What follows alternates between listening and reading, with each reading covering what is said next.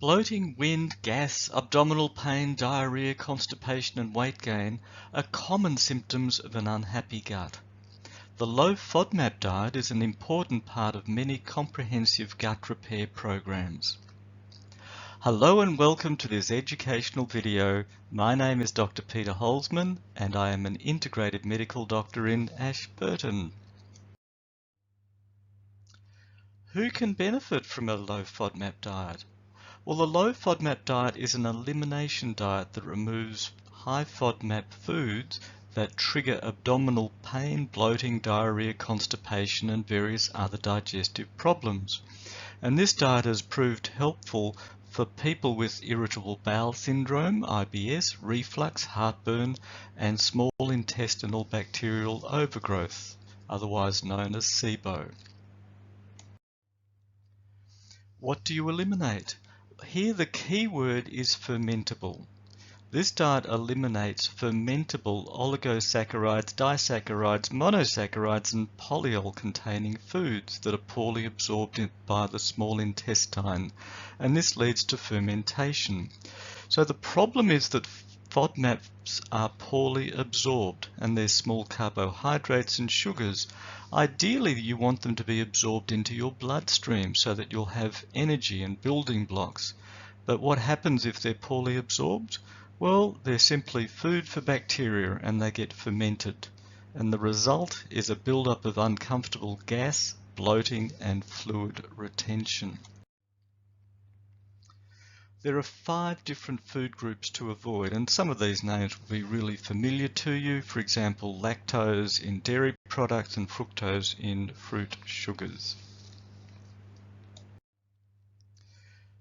So examples of fructose containing foods, you've got fruits like apples, figs, peaches, mango, watermelon, vegetables, asparagus, artichokes, sugar snap peas, and sweeteners such as honey or corn syrup. Fructans include custard apples, nectarines, peaches, and watermelon. Vegetables such as artichoke, asparagus, broccoli, cabbage, garlic, and onions.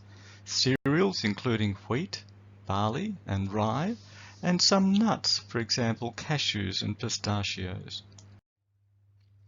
Galactans include legumes, and legumes are foods like chickpeas, lentils, baked beans, and soybeans. And I think everyone's familiar with lactose, which is a well-known type of sugar.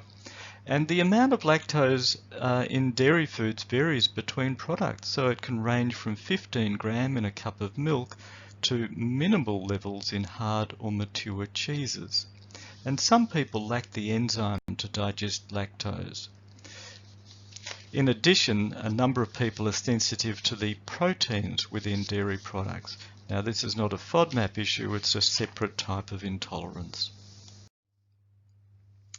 And here's a list of polyols, so apples, blackberries, plums, prunes, watermelon, cauliflower, mushrooms, snow peas, sweet potato, and certain sweeteners, so sorbitol, mannitol, xylitol, maltitol, and isomalt.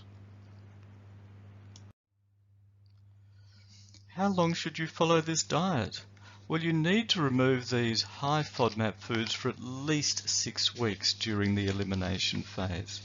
After 6 to 8 weeks of being on the low FODMAP diet, each of the above FODMAP groups are reintroduced individually to work out the specifics of what can be tolerated. So out of those groups, it may be that just one group or 2 groups are problematic and that the others can be safely reintroduced. The reality is that it takes time for inflammation to settle and your gut to repair. Avoiding food triggers is the first part of your treatment protocol. So a comprehensive treatment includes herbs and nutrients to repair gastrointestinal inflammation and reduce bad bacteria and encourage the good health-promoting bacteria.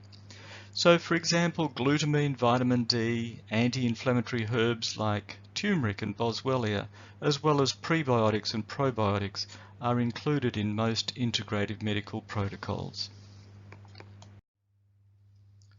Treating gut problems such as bloating, wind, diarrhoea, constipation and reflux has been a large part of my practice for many years. Irritable bowel syndrome and other gut problems generally respond well to an individualized integrative gut repair program. The best time to act is now, so that you can boost your energy and optimize your overall health. Thank you for watching this educational video. You are welcome to leave any questions, comments, or suggestions below. Best wishes, Dr. Peter Holzman.